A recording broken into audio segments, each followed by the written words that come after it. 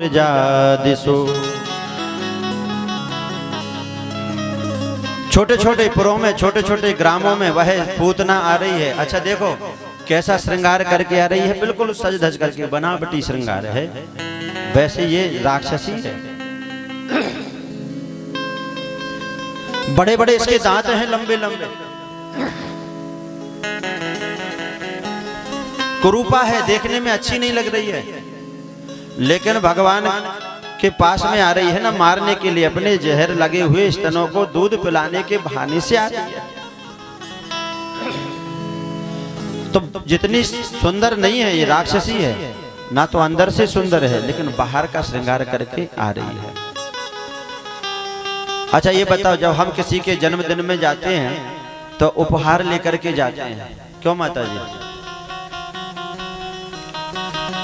अच्छा वो उपहार जो होता है ना, अगर अच्छा हुआ तब तो हम उसकी पैकिंग नहीं कराते हैं, वो तो पहले ही से अच्छा लग रहा है। अगर थोड़ा सस्ता सा हुआ ना जो देखने में अच्छा नहीं लग रहा है, तो क्या करते हो? बोले अच्छी पैकिंग करा लेते हैं। चार लोग देखेंगे तो क्या कहेंगे, कैसी गंदी सी साड़ी लेकर के आई है। तो क्या करते हैं? बोले अच्छे से पैकिंग करा लेते हैं। तो जो अंदर से मानो अच्छा नहीं है तो उसकी पैकिंग ऐसे, ये पूतना है। पूतना लोक बालघनी,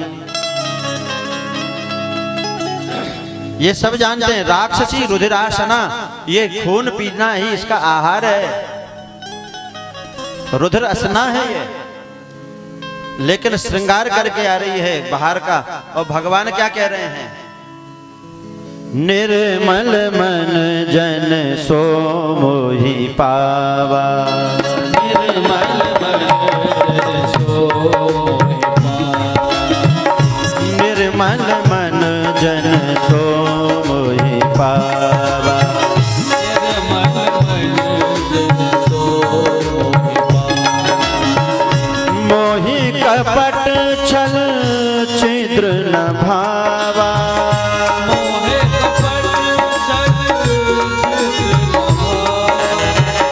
निर्मल मन जन सो मोहि पावा,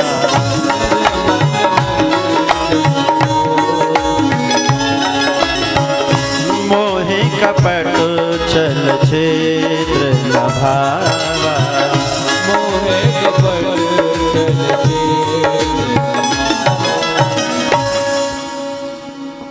इनको पहले से फिट कर रखा है क्या कि कुछ भी आवाज आए बाजों की और खड़े होके नाच नहीं है। तो इन्हें ये पता नहीं है कि अभी हो क्या रहा है, लेकिन अच्छा है भगवान के सामने नाच रहे हैं। भगवान को क्या अच्छा नहीं लगता? एक तो छल अच्छा नहीं लगता, दूसरा भगवान को कपट अच्छा नहीं लगता, तीसरा छिद्रान्वेषण। छिद्रान्वेषण कहते हैं दूसरों की कमियों को ढूंढना।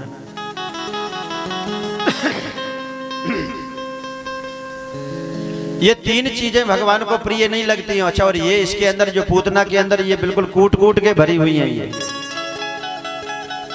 ये कपटी है।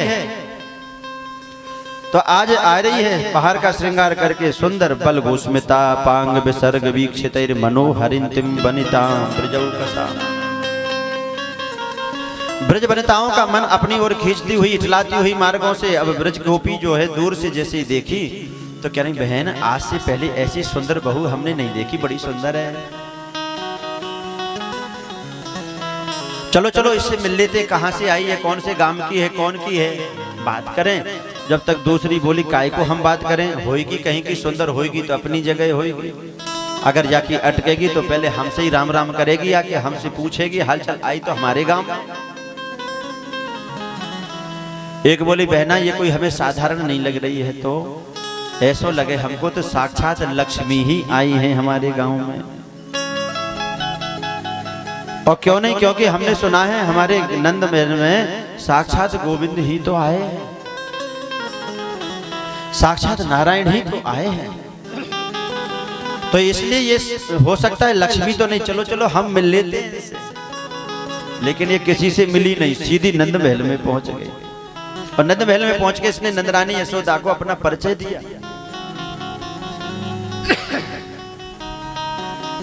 नंद बाबा तो है नहीं, अभी मार्ग में है, तो इसने अपना परिचय क्या दे रही है नंद रानी को कि मैं मथुरा की ब्राह्मणी हूं, ब्राह्मण की धर्म पत्नी हूं। भाई ब्राह्मणों पर, साधुओं पे, संतों पे जल्दी विश्वास हो जाता है और होना भी चाहिए। वो तो कुछ माया भी हैं, कुछ खल हैं जो साधु के वेश में आ जाते हैं। अपना परिचय दे रही है कि मैं ब्राह्मणी हूं, मथुरा से आई हूं। हमारे पतिदेव ने जब से सुना कि तुम्हारे लिए पुत्र की प्राप्ति भई है तो बड़े प्रसन्न भये, पर वो तो रहे पूजा यज्ञादि में व्यस्त, हमसे कही कि तू ही चली जाओ और जाकर के बहुत बहुत बधाई दिया। अब पूतना ने जैसे अपने परिचय दिया कि मैं ब्राह्मणी हूं, तो नंदरानी यशोदा पूर्ण विश्वास में आ गई और अपना अधिकार जमाते हुए क्या बोली मालूम है? अरे तुम्हारे छोरा को देख करके ऐसे लगता है जैसे तुमने दूध पिलाया ही नहीं है, ऐसे सवेरे से भूखा है। बुढ़ापे की संतान है ना, 80 वर्ष की आयु के बाद में तुम्हें संतान की प्राप्ति भई, तुम कहा जानो लालन पालन करना, क्योंकि ये क्या चाह रही, दूध पिलाना चाह रही है ना। ऐसा लगे कि तुमने दूध नहीं पिलाया है, तो यशोदा के मुख से निकल गया, बहन ब्राह्मणी अब जो तू आई है ना, तो एक काम कर, लाला को अपनी गोद में लेके तू अपनो दूध पिलाए। अब ये तो ये चाह रही थी, गोदी में जैसे ही लिया, बालकृष्ण प्रभु जैसे ही गोदी में आए हैं इसकी में, और नंदरानी तो अपने कार्य में लग गई हैं, जमुना के किनारे गई हैं जमुना जल लेने के लिए, और इसको मिल गया मौका, क्योंकि चोर है ना, चोर तो एकांत की ही खोज में रहता है। चोर को ज्यादा भीड़ भाड़ अच्छी नहीं लगती है, तो चोर एक तो संसार की जो चीजों वस्तुओं को चुराने वाले ये चोर हैं, और दूसरे साधु संत भी चोर ही होते हैं। क्यों? क्योंकि वो भी तो भगवान के चित्त को चुराने के लिए एकांत में बैठे हैं, एकांत की खोज दोनों ही कर रहे हैं। इसे मिल गया मौका, अब इसने गोद में लिया ठाकुर जी को और गोद में लेकर के दूध पिलाने लगी। अब ये अपने स्तनों में जहर लगा के आई है, कालकूट नामक बड़ा भयंकर जहर है। जैसे ही इसने जहर लगा हुआ स्तन बालकृष्ण प्रभु के मुख में दिया है, तो भगवान ने नेत्र बंद करके इसका दूध पीना प्रारंभ कर दिया। कितना सुंदर भाव है, जरा नेत्र बंद करके इस दर्शन को तो करो। श्री सुखदेव भगवान कह रहे हैं, विबोधतां बालक मारिका ग्रह चराचरात्मा सनिमीलिते क्षण अनंतमारोप्य यदंगमंतकम् यथो रगं सोप्तमबोधिरजुधि। आज भगवान ने इस दुष्टा को देखा नहीं, दोनों आंखें बंद कर ली भगवान ने। आंखें क्यों बंद कर ली? जब सामने कोई ज्यादा बड़ी दुर्घटना होने वाली होती है ना, तो व्यक्ति की आंखें बंद हो जाती हैं। मानो सड़क से हम जा रहे हैं और सामने से कोई अचानक से ट्रक आ जाए तो आंखें बंद हो जाती है कि नहीं? तो ऐसे ही भगवान ने देखा कि ये दुर्घटना ही सामने आ रही है, तो भगवान ने आंखें बंद कर ली। बल्लवाचार्य जी ने अपनी टीका सुबोधनी में इसके कई कई कारण बताए हैं। ये पूतना अविद्या है, और अविद्या भगवान के सामने टिकती नहीं है। इसलिए भगवान ने सोचा कि अगर मैंने इसे देख लिया तो ये इसकी वास्तविकता सामने आ जाएगी। दूसरी, ये महाराज बलि की कन्या है, रत्नमाला इसका नाम है। जिस समय वामन भगवान गए थे ना कल, रत्नमाला ने जैसे ही वामन भगवान के स्वरूप को देखा था, देख करके बड़ा मन में ऐसा प्रेम उमड़ा, सोच रही थी अगर ये ऐसा सुंदर बालक मेरा होता तो मैं अपना दूध पिलाती इसको। भगवान समझ गए, और अगले ही क्षण में जैसे भगवान ने बड़ा स्वरूप लिया, विराट स्वरूप, और दो ही पग में सब कुछ नाप लिया ना, तो ये क्या बोली पता है? बोले अगर ऐसा बालक दुष्ट मेरा भी होता तो उसे जहर दे करके मार देती। तो भगवान ने दोनों ही भावों की पूर्ति कर दी।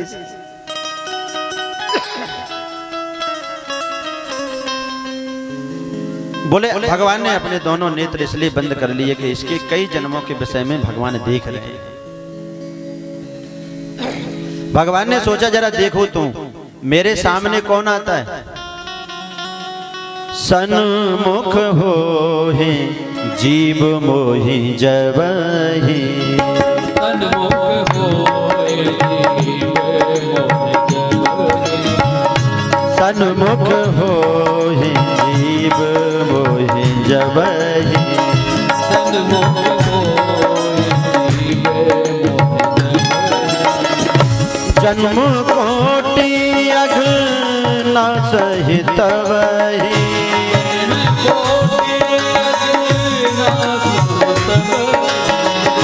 सन्मुख हो ही जीव मोहि जबहि,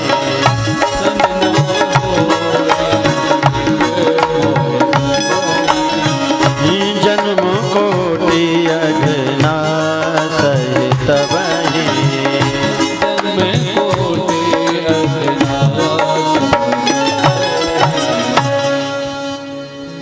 भगवान सोच रहे हैं जो जीव एक बार मेरे सामने आ जाता है तो उसके करोड़ों जन्मों के अघ कहते हैं पापों को, वो तो तत्क्षण ही जल करके ध्वस्त हो जाते हैं, भस्म हो जाते हैं। और अगर मैंने इसको देख लिया तो इसके पाप धुल जाएंगे। जो काम करने के लिए आई है वो काम करना ये छोड़ देगी। बड़ी सुंदर बात है।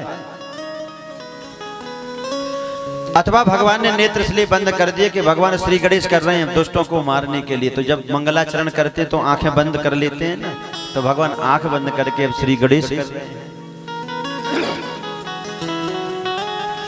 आज भगवान ने जैसे ही पहले दूध पिया और दूध पीते पीते भगवान इसके प्राणों को खींचने लगे।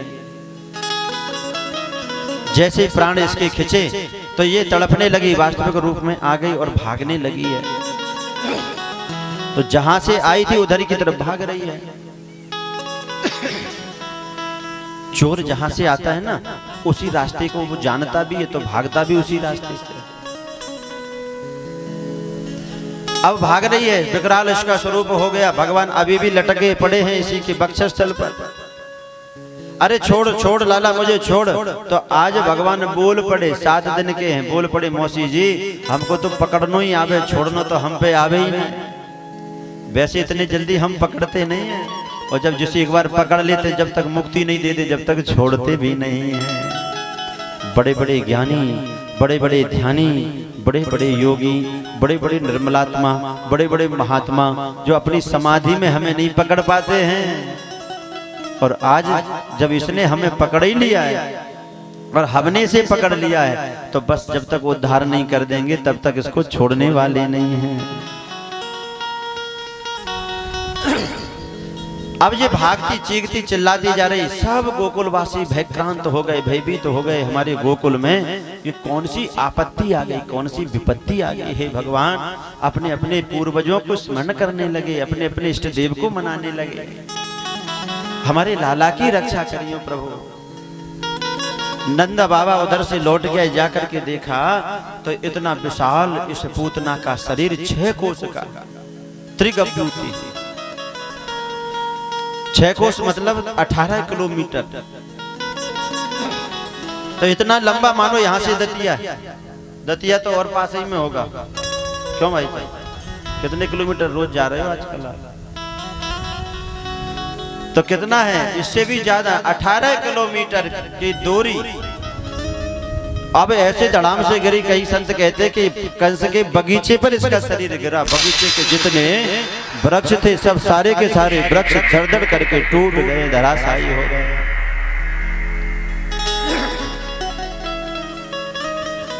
तो आज जैसे ही पूतना का शरीर गिरा है उस बगीचे के ऊपर, उस बगीचे में लगे हुए थे सुंदर वृक्ष, और उन वृक्षों का नाम था अमर वृक्ष।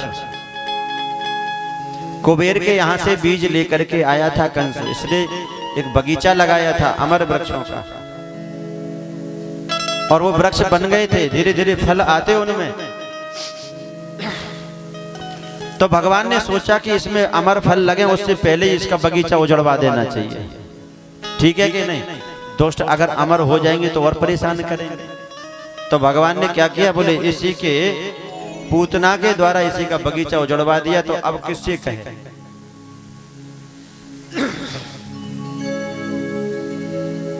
भाई एक व्यक्ति ने ये ऐसे ही हो गया, अपना ही व्यक्ति अगर गलती कर दे तो किससे कहेंगे?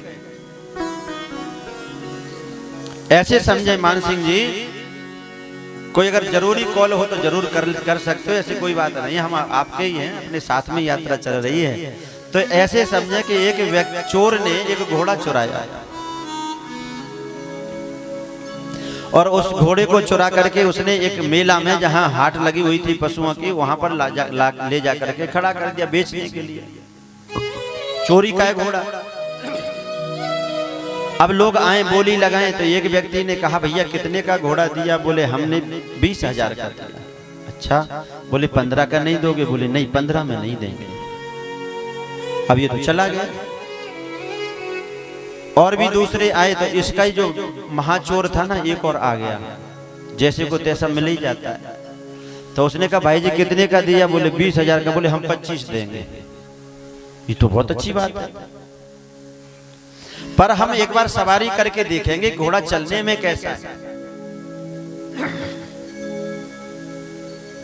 ऐसा तो नहीं है कि सही नहीं चलता हो, चलते चलते गिरा देता हो सवारी को। तो हम देखेंगे, इसकी बैठ करके चला करके देखेंगे। बोले हम बिल्कुल देख लो। अब उसने जैसे इसकी सवारी करी, चाबुक मारा और 9 2 11 हो गया लेकर। अब जो 20,000 जो 15,000 लगा गया था ना पहले, वो 5,000 की और व्यवस्था करके लाया। बोले घोड़ा अच्छा है, मैं तो लेना ही है। वो जब तक आया, जब तक इसका मुंह लटका हुआ वहीं बैठा था। बोले भाई जी मैं 20,000 रुपए ले आया, तो घोड़ा कहाँ गया? तो अब ये तो कह नहीं सकता है क्योंकि चोरी का था। तो बोले वो घोड़ा तो बिक गया। तो बोले भाई जी कितने में बेच दिया आपने? बोले जितने में खरीदा था। मतलब चोरी का था और चोर ही ले गया। अब चोरी का माल है तो कहां रिपोर्ट लिखवाएं? उसके कोई कागज तो है नहीं। तो ये ऐसे ही हो गया कि कंस का ही व्यक्ति है और कंस के व्यक्ति के द्वारा ही भगवान ने उसी का बगीचा उजड़वा दिया। अब किससे शिकायत करे?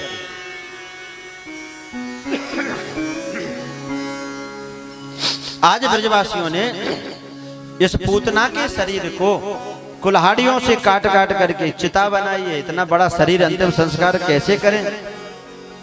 तो इसलिए एक बहुत बड़ी चिता बनाई है काट काट करके। और जैसे अग्नि लगाई तो श्री सुखदेव भगवान कह रहे हैं राजा परीक्षित, जैसे इसकी चिता जलने लगी तो बदबू नहीं आ रही है, दुर्गंधी नहीं आ रही, कई कई योजन तक सुगंधी फैलने लगी है। ये है भगवान की कृपा।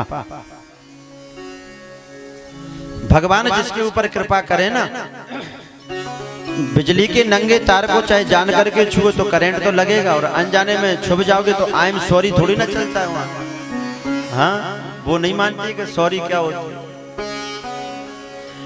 तो ऐसे ही भगवान, तो भगवान है, अलौकिक दिव्य स्वरूप है भगवान का। तो चाहे तुम भजन भक्त बन करके भगवान तक पहुंचो, चाहे द्वेष करके भगवान तक पहुंचो, पर भगवान को जैसे छुओगे तो भैया भगवत्ता का करंट तो लगेगा ही लगेगा। इसलिए जैसे छू लिया था ना तो एकदम पवित्र हो गई है,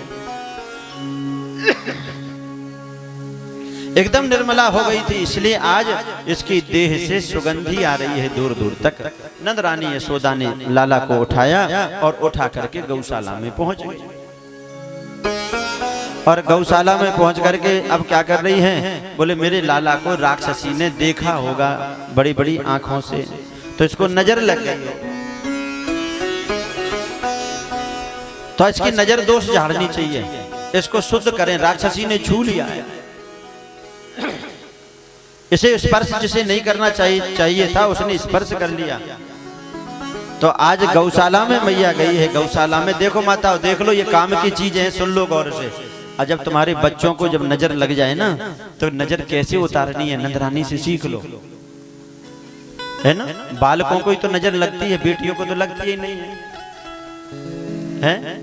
बेटी तो घर में आती तो कहते हमारे को तो न जाने किसकी नजर लग गई, तीसरी भी आ गई। तो उसे तो खुद नजर ही मान रहे हो। तो जब तुम्हारे बालकों को नजर लग जाए तो तुम कैसे नजर उतारनी है तुम्हें? बालकों की छोड़ो, पति को भी लग जाए तो वो भी उतर जाएगी। गौशाला में जाएं और गौशाला में जैसे मैया उतार रही है वैसे उतारा करना है। गोमूत्रेण स्नापयित्वा पुनर्गो रजसार्भकम् रक्षां विदधरे सम्यक् गोपुच्छ भ्रमणादिभि। सीखते जाना, अगर पेन कॉपी हो तो लिख लो कैसे उतारते हैं नजर। अब ऐसे नहीं उतारना, अलग अलग तरीके होते हैं माताओं के नजर उतारने के। राई नोन लाएंगी, फिर अड़ोसी की, पड़ोसी की, इसकी और उसकी और सबकी, जिसकी भी लगी हो तो दूर भाग जाए।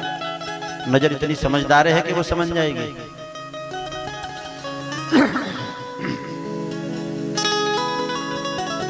नजर कैसे उतारनी है? बोले गौशाला में जाओ तो गाय के मूत्र से स्नान करवा दो, गोमूत्र का छिड़काव कर दो। अब कहां से गोमूत्र आएगा? गायों को तो डंडा मार के भगा दिया, पर नजर तो उतरती है गाय के मूत्र से, गाय के पूंछ से। भैंस के से नहीं लिखा भागवत में, गोमूत्रेण स्नापयित्वा। क्यों मान सिंह जी, कभी कभी विवाह की लगन गोधूली की भी तो निकलती है। जब कोई लगन नहीं बने बोले गोधूली की बना दो महाराज। तो गोधूली किसे मानते हैं? जब शाम के समय में गाय वन से चर के लौटती हैं तो उनके खुर से जो धूल आसमान में उड़ती है उसी बेला को कहते हैं गोधूली बेला, संध्या काल। अब जब गाय जंगल से लौट के आएंगी नहीं, गाय रहेंगी नहीं, धूल उड़ेगी नहीं, तो भैया पंचांग वालों को हम फोन करेंगे कि गोधूली बेला की लगने बंद कर दो, भैंस धूली की चालू कर दो। गाय नहीं है, गोधूली नहीं मिलेगी। सही है कि गलत बताओ? आप तो अपने ही लोग बैठे, इसलिए हम आपसे ही पूछ रहे हैं। क्यों दादा? भाई जब गाय नहीं रहेंगी तो गोधूली कहाँ रह जाएगी? गवाम खुरेण निर्धूतम यद रेणु गगने गता शिरसा तेन संलेपो महापातक नाशनम। शास्त्रों में लिखा है कि अगर गाय की धूल अगर हमारे सिर पे पड़ जाती है तो पाप नहीं, बड़े से बड़े महापाप ही तत्क्षण जल करके भस्म हो जाते हैं। वो गाय की धूली की महिमा है। तो गाय के मूत्र से स्नान कराएं और गाय की पूंछ से 7 बार झाड़ा लगवा दें, भगवान का नाम लेकर के जो निंद्रानी कर रही है।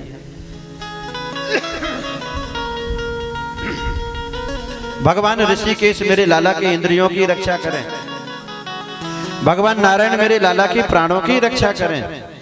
श्वेत द्वीप के जो पति हैं भगवान, ऐसे मेरे लाला की मन की रक्षा करें, मेरे चित्त की रक्षा करें मेरे लाला। तो भगवान का नाम में ही वो शक्ति है। तो जो भगवान का नाम लेकर के अगर हम नजर झाड़ेंगे बच्चों की तो वो नजर अवश्य दूर हो जाती है। जब नजर भगवान के नाम से पाषाण भी तर गए तो आपकी नजर नहीं झड़ेगी। पता भगवान के नाम की ऐसी महिमा।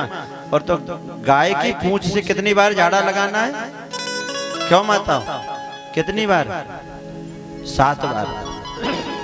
पर ये देख लेना गाय मरखनी नहीं हो, नहीं नजर उतरेगी नहीं, नजर उल्टी चढ़ जाएगी। पहले देख लेना, नहीं कहो ये तो बता ही नहीं हमने। सीधी सादी गाय हो। ऐसी गाय के मूत्र में, गाय के खुर की रज में वो शक्ति है कि नजर दोष दूर हो जाते हैं। घर को भी नजर लगी हो तो गाय के खुर की धूल ला करके घर में थोड़ी सिंचन कर देना, घर की धूल भी, घर की जो नजर है वो भी दूर हो जाएगी। अब आज से एक संकल्प ले लो। हमारी बड़ी बूढ़ी मैया बैठी हैं, माताएं बैठी हैं, इनका तो जीवन बड़ा सरल रहा, बड़ा सहज रहा। गाय की खूब सेवा करी इन्होंने। गाय की गोबर से ही इन्होंने चौके डाले हमेशा दरवाजे पर। लेकिन नई नई बहुएं हैं, अब इनके हाथ खराब हो जाते हैं। गोबर से तो पोटी कहते हैं बच्चे आजकल के हैं। अब गोबर से डर लगता है। अच्छा ये बताओ, किसी को एक जो वो खुजली वाली वो होती ना, एक करेज, अगर वो लग जाए तो कौन सी दवाई से ठीक होती है? एक अंग्रेज आया था, उसको लग गई धोखे में। अब वो खूब वैद्य ढूंढे, खूब डॉक्टर ढूंढे, तो कहीं शांति नहीं मिली। एक गांव के किसान ने कहा इधर आओ, हम जानते इसकी दवाई, और गाय के गोबर का लेप कर दिया, शांति मिल गई। तो जब संसार की खुजली गाय के गोबर से मिट सकती है, तो जीवन में जो दरिद्रता पड़ी हुई है, जो बुराइयां पड़ी हुई हैं, वो दरिद्रता भी गोबर से ही, गाय के गोबर से ही दूर होगी, क्योंकि गाय के गोबर में लक्ष्मी जी का निवास है। सवेरे सवेरे 4 बजे से लेकर के 5 साढ़े 5 के बीच में लक्ष्मी जी आती हैं, घर घर के दरवाजे से निकलती हैं, और वो देखती जिस घर में गाय के गोबर से चौका डला रहता है उसी के घर में चली जाती हैं। और जिसके घर में दरवाजे बंद रहते हैं, चौका की बात छोड़ो, झाड़ू तक नहीं लगी रहती है, तो लक्ष्मी जी फिर मुड़ करके भी नहीं देखती हैं, फिर अपनी सहेली भेज देती हैं दरिद्रा को। एक दरिद्रा लक्ष्मी भी है ना, उसको भेज देते हैं, बोले अब तुम इसके घर में चले जाओ। ऐसी भी एक कथा है कि एक झाड़ू लगाने वाली, सफाई करने वाली निम्न जाति की, उसका नियम था सवेरे 4 बजे उठ करके दरवाजे पर चौका डालती थी गाय के गोबर से। तो लक्ष्मी जी आज जैसे ही निकली और सुंदर चौका डला हुआ था, तो लक्ष्मी जी ने ये नहीं देखा कि किसका घर है, तो उसके घर में भी लक्ष्मी जी प्रवेश कर गई हैं, क्योंकि वो ये नहीं देखते। ये तो संसार के आपस के एक नियम है। ये तो छोटे बड़े का, भगवान की नजरों में कोई छोटा बड़ा नहीं है। वहाँ तो जो सेवा कर लेगा, जो स्वच्छ बन जाएगा, जो पवित्र हो जाएगा, तो भगवान उसके घर में हमेशा हमेशा निवास करते हैं। अब आजकल चौका डालना तो हम लोग बिल्कुल छोड़ते ही चले जा रहे हैं। तो गाय के गोबर से ही नजर दूर हो जाती है।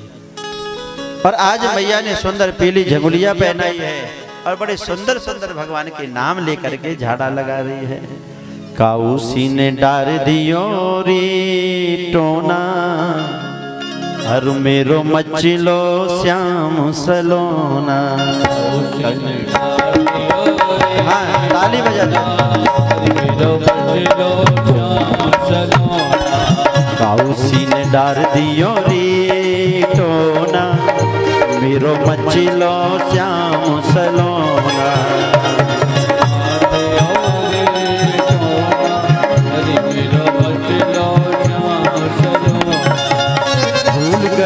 मैंने दियो नया के माथे बीच डिठोना,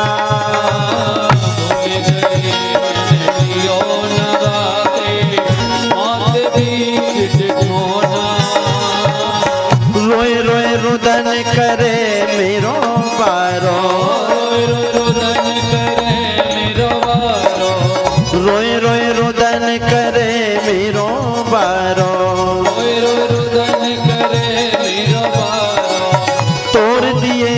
खिलौना काउसी ने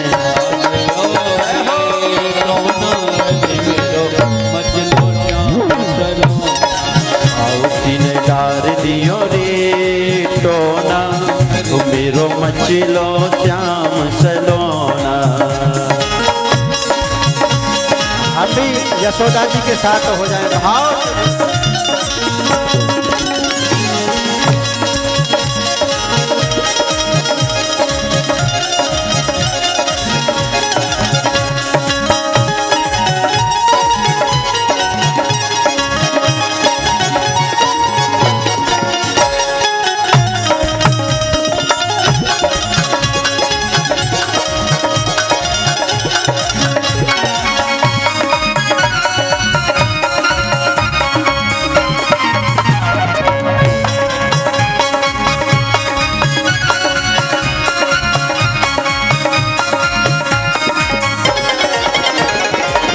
दूध न पीबे लाला दही न खावे, ना माखन लोना।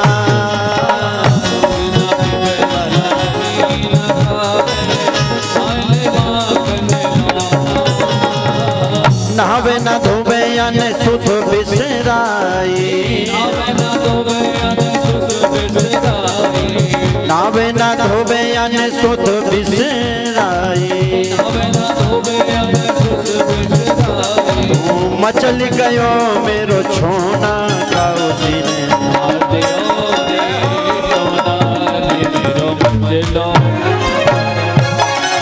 काउसी ने डार दियो रे टोना, मेरो मचलो श्याम सलोना।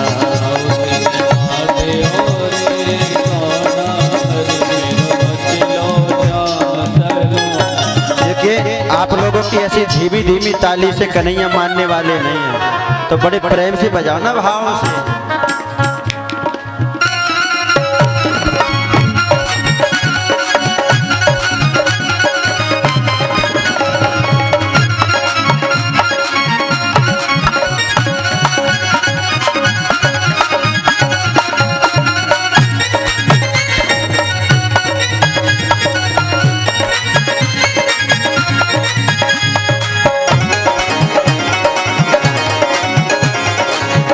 बालकृष्ण भगवान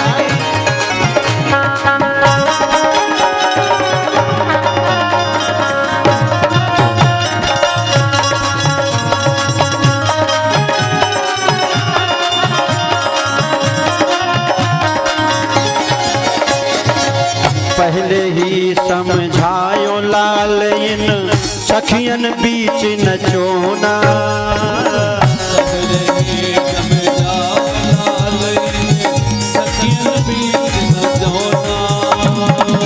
पहले ही समझायो लाल इन सखियन बीच न चोना।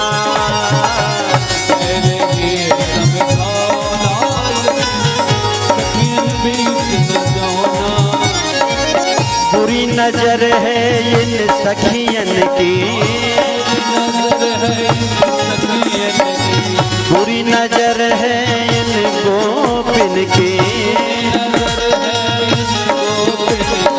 इनसे लाल बचोना काउसी ने, काउसी ने, काउसी ने डार दियो रे टोना, मेरो मचलो श्याम सलोना।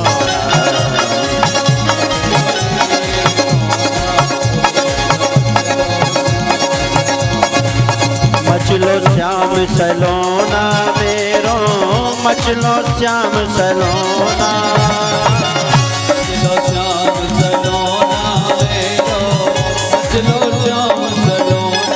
काउसी ने डार दियो रे टोना, मेरो मचलो श्याम सलोना।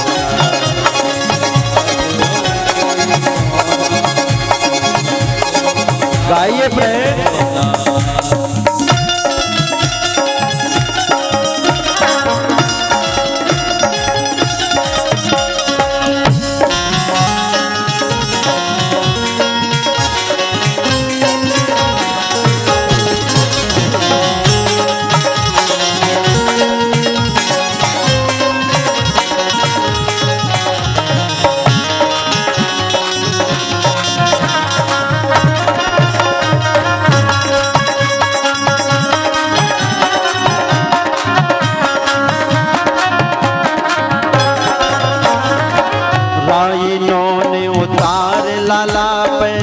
धर दो कछु ठोना।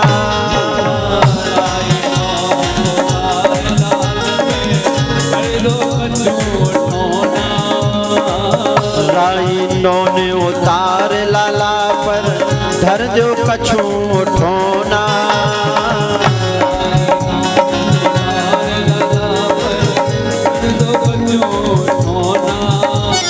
ठुमक ठुमक जब चले कन्हाई, हाथ में लिए खिलौना। काउसी ने डार दियो रे टोना, मेरो मचलो श्याम सलोना।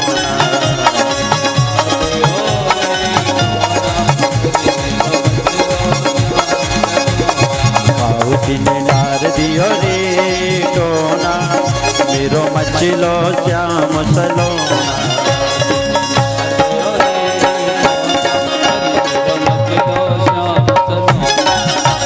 मचलो श्याम सलोना मेरो मचलो श्याम सलोना